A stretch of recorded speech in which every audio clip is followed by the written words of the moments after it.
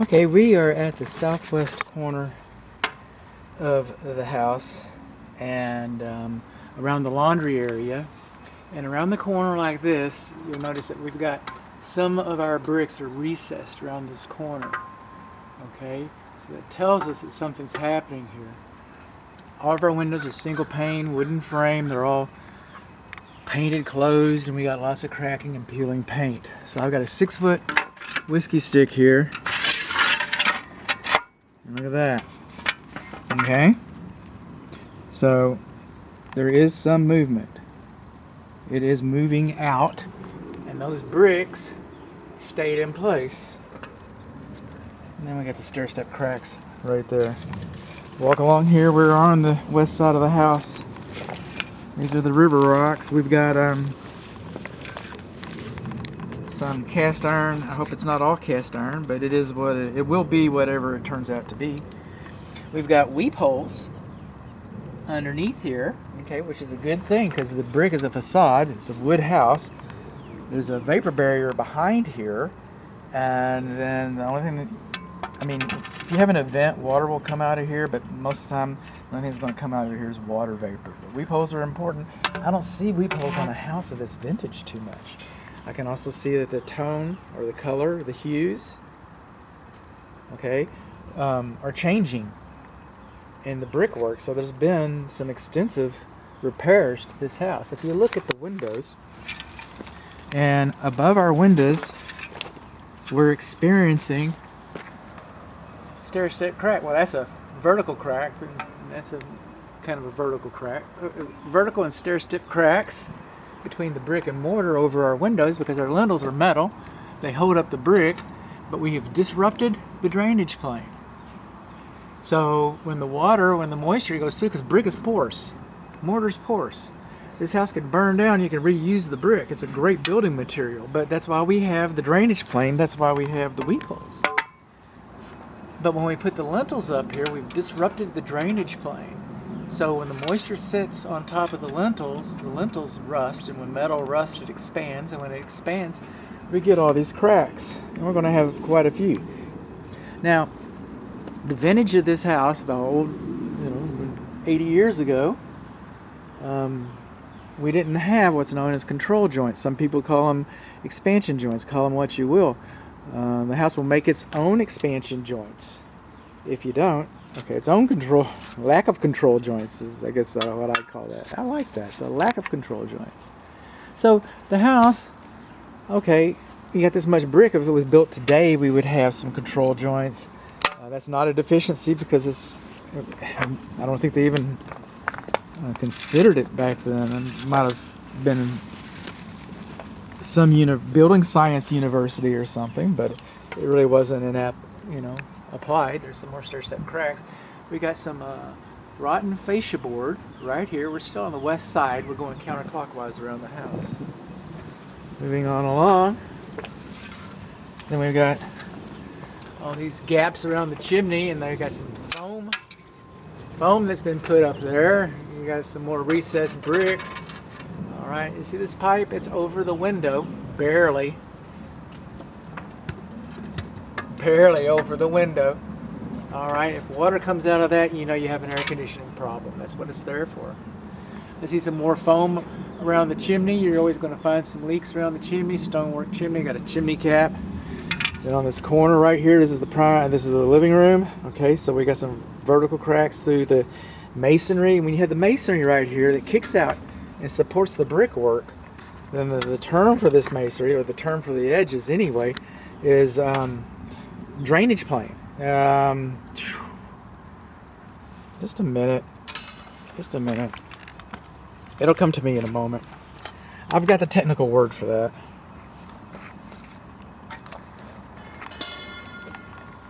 Got some more cracks right in there. Now it's driving me crazy.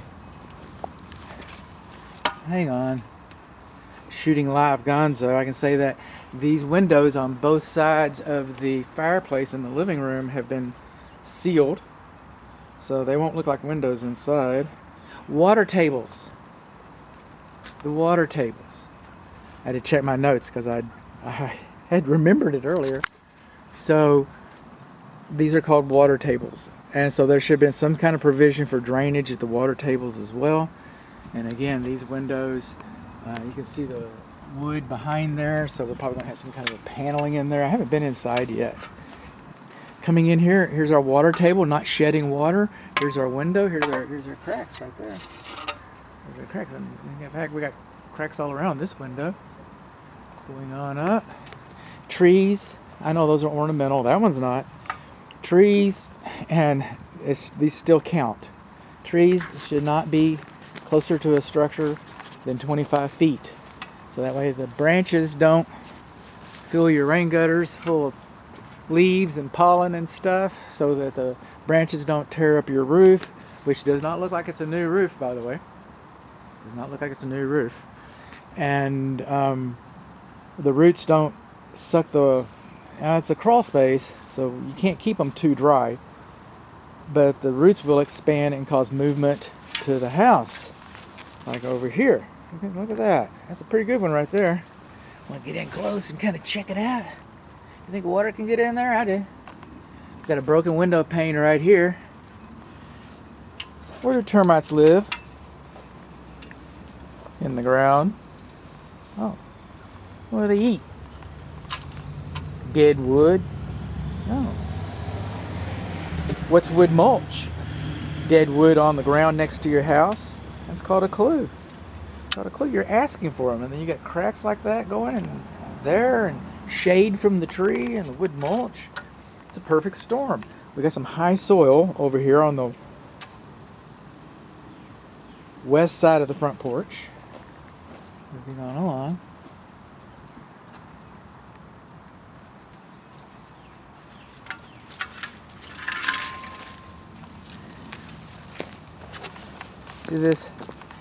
See this flagstone? I've got a ton of it around my house.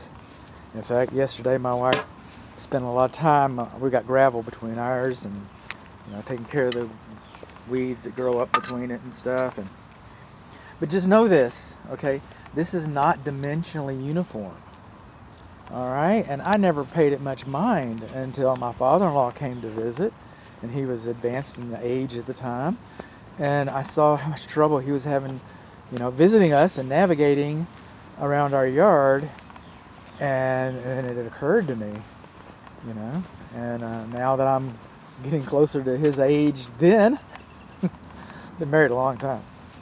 And so I'm getting close to that age, and now, I've become sensitive the fact that the pathways are not uniform. So if Granny comes to visit you, you might want to hold her by her elbow and help her along. And, if Grampy won't use his walker, that's going to be a challenge. Our porch is cracked right here. Got some separation right there. Electric receptacle, electric lights, lamps, fixtures, anything that bolts on the house like this, it should be sealed so that water doesn't get back up underneath there. And then we got some separation here as well. And negative drainage. The porch kind of comes down here. Where's the water going to go? It's going to go in your crawl space. That's where the water's going to go. Now roof covering, and nice little cracks. Roof covering, this might be a 50-year roof, but most insurance companies do not like to start a relationship with a roof covering that is over 14 years old. I'm not saying that you can't get insurance on it, but you might not be getting replacement value insurance if the roof is over 14 years old. You need to find out how old the roof is, because if the roof is older, depending on what the insurance company's arbitration charts and actuation charts, and how they work these things out, you might be getting ACV insurance, actual cash value insurance. And they'll say, well, your roof is, what's your deductible again? Oh, you got a $4,000 deductible. Your roof's worth $4,000. We'll just call it even. Take care of your own roof. Nobody likes to hear that. Nobody likes to absorb that cost, especially if you're buying insurance. So it's imperative that we find, and up closer from the street, the roof actually looks a little older from a distance. But we're moving along. More cracking on our lintels. They don't have our weep holes. Some of the shingles look a little rough right up there. We'll see what we can do about that. Anytime the roof slope is in juxtaposition, okay, with the wall, we should have kick-out flashing right there. We should have kick-out flashing. Otherwise, the water just runs right down here, runs on top of here, runs down there, runs. Wow, this door looks like it's been replaced. Huh. Wonder why. Coming on along our driveway. And driveways really aren't part of the inspection, but you know, it's showing signs of its age. It's kind of narrow right here. It was by yesterday's standards. They used to drive Model Ts in here and stuff. I don't know. But then they drive Range Rovers in here, and so what's happening is the yard's taking a little bit of a beating right here, trying to get a modern, larger car in. And speaking of trip hazards and stuff, now this sidewalk doesn't belong to you, it belongs to the city. But it might be your homeowner's insurance. It might be your homeowner's insurance. Who's going to pay to pick up Granny? Okay. Who's going to pay for Granny's hip? I don't know. Our chimney has a cap. We don't have our kick-out flashing over our newer doors. Huh? We go along, trees are too close, wood mulch too close to the house. These faucets don't work. This is galvanized piping. This faucet doesn't work at all. This one doesn't have a handle. I am not going to use a pair of pliers to open that up. Okay, we've got an electric receptacle outlet over here. It's kind of nice. We don't have one at the front porch, by the way. I don't know if you noticed that. We got one at the back porch, and we got one on this wall. And it's GFCI. That's good. And the GFCI works. That's even better.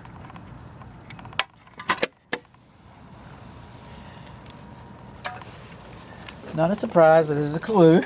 It's a rat trap. Stair step cracks between the brick and mortar. This gate, it opens both ways, but you're never going to drive through it in this direction because you got to turn it around. If you want it to open 90 degrees and drive a car in here, you got to swing it towards us. We've got a whole video about our air conditioning units here, our condensing units, excuse me. We've got a video about the exterior of this building coming up, but that's kind of nice because I also had a video of the interior, not of the garage yet. I haven't found my way inside the garage area, but I was really, had some issues with this window from the interior, and now from the outside, it kind of like fast forward to the video of the upstairs for the detached garage, and you'll see my concerns. You'll see those. And like the lights on the front porch, these boxes should be sealed on 3 sides. That's also in the other video. This is where we took our water pressure, and it never changed, as a 55 psi. This is the gas to the house. Now, when you have a deck like this, you're going to get some use out of it. You're going to enjoy it. You're going to sit out here and drink a nice Maduro beer, and drink a nice craft cigar, and have some fun, and enjoy it. But a couple things are going on. One is wood to ground contact. 2, there's no ventilation underneath the deck. 3, there's no access underneath the deck. And probably the most important thing is the deck's been painted. So what we did when we painted it, instead of staining it natural so we could see the grains and stuff, is this wood is porous. And, it's cellulose. And, stuff grows on it. That's growing out of it.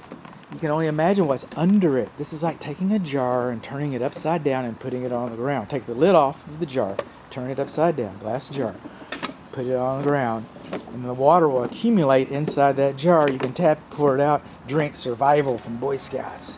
You can do that. Alright? Well, that whole process can happen here too, except that we want it to evaporate. We don't want to collect water on the bottom sides of this. So this deck will age prematurely. Okay, because none of None of the deck building principles have been fought and I don't know how it's fastened, but in terms of concept and design, none of for longevity, none of those principles were followed. I get it. It's my deck. I'm going to do what I want with it. Okay, well, that's fine. That's fine. I had a deck that was painted. I come home and my wife's painting the deck, and I go like, honey, and she says, who's doing this? You or me? And I said, okay, that's how I learn. Okay, no, I'm not. Okay, you're doing it. So I make the money, you spend it. So then a few years later, our deck rotted out. We're stepping through it, and I would never say I told you so. It was a glorious day to hear. You told me that if I painted it, I heard that. These party lights, okay, extension cords should not be used in permanent application, and they should not be closer to the deck than 10 feet. Are you going to keep using them? I guess. I don't know. Should you keep using them? I'm not going to tell you not to, but I'm not going to tell you. Well, I guess I just did. We've got one electric panel here. I don't know what's inside there. It looks like there's original panels inside of there we need to explore. Coming over here, we got some movement around the brick. You remember that's GFC. I protected it. I checked it out. You remember when we first started, I was talking about the brick that was recessed back here because of the wall and movement? There it is. You can see. You don't even need a level to see the difference. I mean, there's your level right there. Okay, you're trying to stay straight. You're going crazy up there.